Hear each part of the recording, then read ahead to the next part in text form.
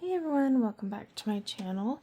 This is a fun little video about 10 watercolors that I would buy again if I was starting over or didn't have hundreds upon hundreds of tubes and pans of watercolors. And I wish I was being sarcastic there, but I literally have hundreds.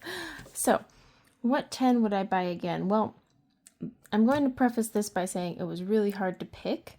And this is also based on my mood, because if you ask me this 3 months from now, it'll probably change. But if I was creating a new palette, especially for the season I'm in now, heading into summer, these are definitely 10 colors I would buy again, and they are across a whole range of brands. However, you will see one that's repeated, and that is Roman Schmal. They are by far one of my favorite brands of watercolor, always have been.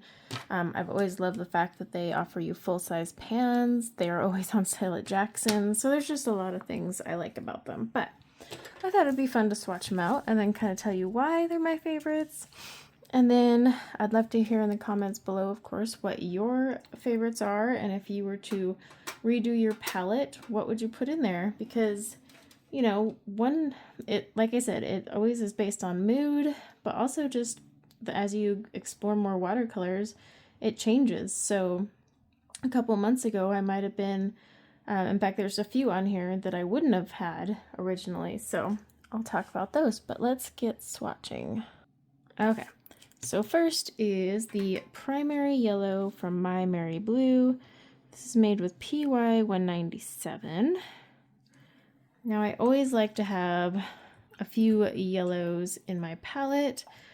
If I was to make a solid palette, I should say this before we get any further, I would not have just these 10 in it. I would actually have a warm and a cool of each color, and then a few convenience mixes. This is just 10 colors I would buy again. So these 10 would be in my palette along with like 20 others.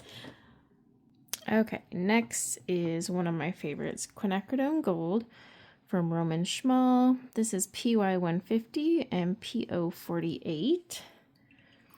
Always a favorite. I love Quinacridone Golds. They're very warm and just inviting, and I don't know, I tend to use them year-round. A lot of people use them in the fall.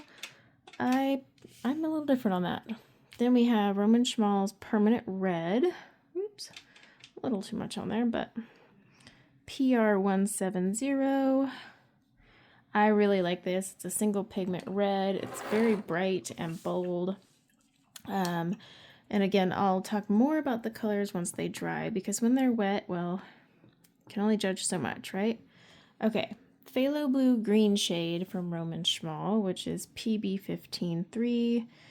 This color, the first time I swatched it, was just so stunning. I'm going to zoom you guys in just a little more, because I really need you to see just how stunning those colors are. Okay, another one that caught me when I swatched it was Daniel Smith's Prussian Blue, PB 27. It is just a beautiful, beautiful blue.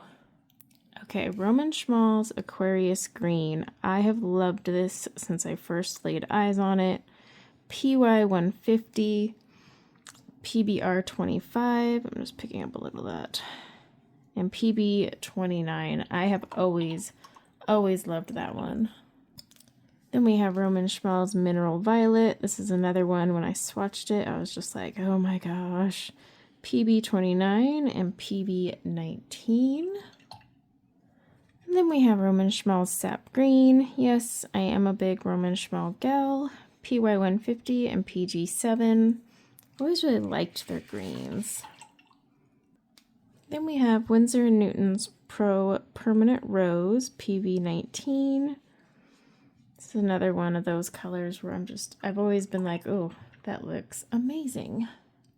Okay, this is one of my favorite Payne's Gray. It's a Coors Payne's Gray Violet.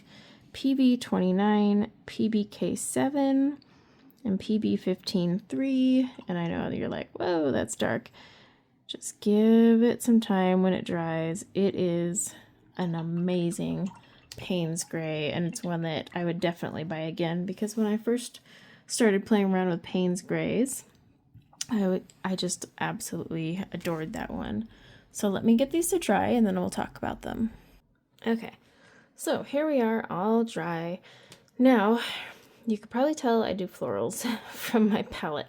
Again, this is not a complete palette. These are just 10 colors I would absolutely buy again. Like say my whole collection went up in flames, I would go out and buy these 10 and then start filling it up.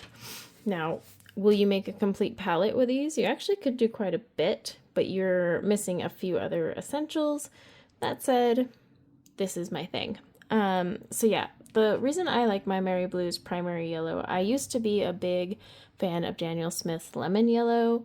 Roman Schmal's Aquarius Yellow was pretty good too, but I'm slowly becoming a My Mary Blue gal with certain colors. Others I'm just like, ugh, those fall flat. It just depends. But with their yellow, I've actually really liked it. It's very smooth.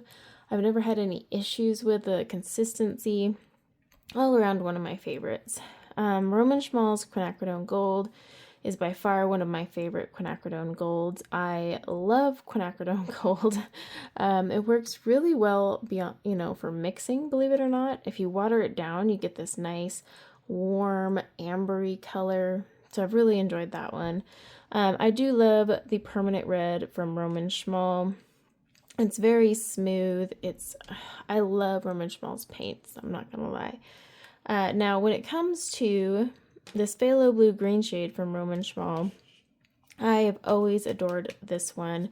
Single pigment, always nice. It's great for mixing. You can do a lot with this one. In fact, I really enjoy mixing this one with this one down here, and you get some beautiful purples.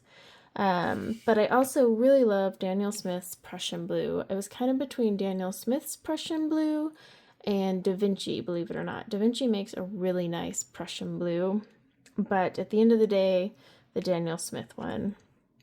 Roman Schmal's Aquarius Green, it's one of the first greens I had bought from Roman Schmal, and I absolutely loved it.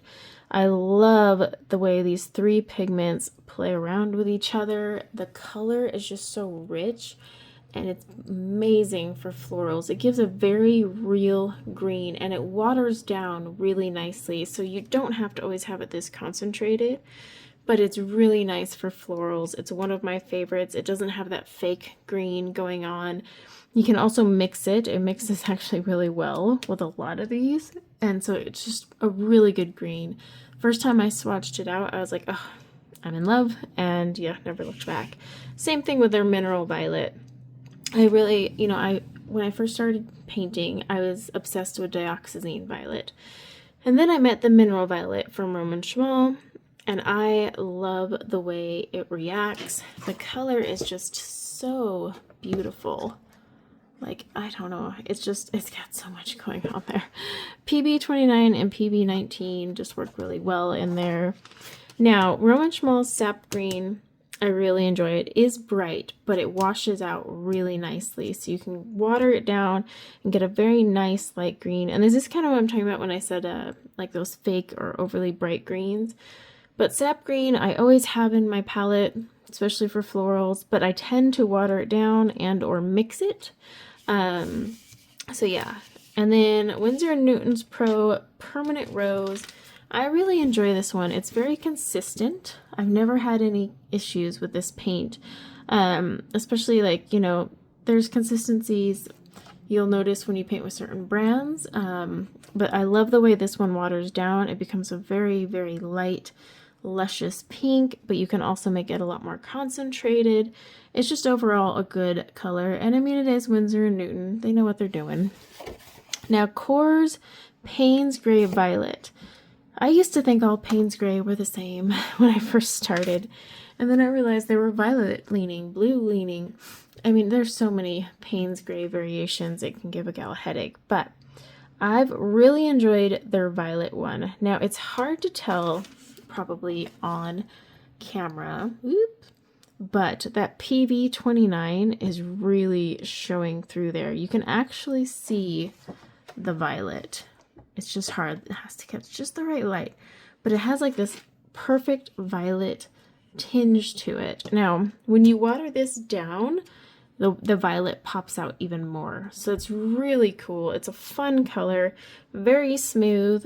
I've only been using Core since I started this channel and was buying them for comparisons, but I've actually started to add them to my palettes. I'm actually going to be working on creating, oops, sorry, the blur there. I'm working on creating my summer palette, my painting palette, and so I'm going to move all my paints into my handy dandy palette, the one that you cannot buy anymore, but I'm obsessed with. So I'll be making my summer palette, and we'll swatch those out, and you guys can see what I put in there. Now, I'm a rule breaker. If I was teaching you guys to make a perfect palette, I would say one of each, one cool, one warm. I don't always do that because I have a certain style to my painting, which as you get along in painting, you will too, and you'll learn mixes. But I am going to put together my summer palette so you can see what I would put in my summer palette and what I would use it for. And of course, just keep in mind I do florals, so summer florals, you know, and I also like tend to throw in a few that would linger between that weird phase of summer and fall. I did not have time to make a spring palette this year because I have just been so busy, so it's just been like one of those. But here we are. So yes, if I had to buy 10 colors to replace, these 10 would be on the list for sure. I would absolutely want these, though a couple of these will actually be in my summer palette as well. Actually, a good chunk of those. So yeah, what are 10 colors you would buy again or absolutely have to? Now, I'm not talking your perfect palette. I'm just talking colors that you need in your palette. Like you would itch and can't live with yourself without them. So yeah, I'd love to hear that in the comments below. I am making some changes to my Etsy store. I'm actually going to be closing it down. And as I start doing all these comparisons, I'm actually going to start destashing, and by that I mean selling the tubes of paint like on eBay. So like if you see one in a comparison and you're like, ooh, I really like that, yep, it's going to just be thrown on eBay, and that's the best way to destash. And I may do a channel-wide destash too.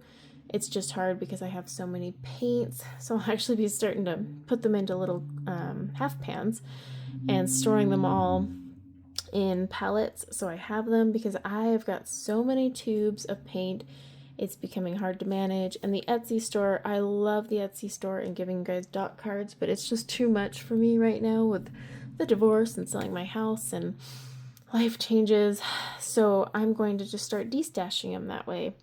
So I will be doing a destash video soon, but I also got to do my whole collection video first, so there's so much to do. But yeah, that's what I will be doing. So like the Hooker's green comparison, I just acquired 2 more greens to add to it, and then that video should be up next week. And then yeah, look out for a destash and instructions on buying them. So if you ever see a paint I'm doing in a comparison and I'm like, oh, this is good, but you know, and I might be destashing it, you can go snag it on eBay. So that was the only way I could think of doing it, and or possibly just selling it privately to my subscribers. I don't know. It's hard to say. I'm trying to find a way to not have thousands upon thousands of paints because, well, that's just ridiculous. So until next time, guys, take care.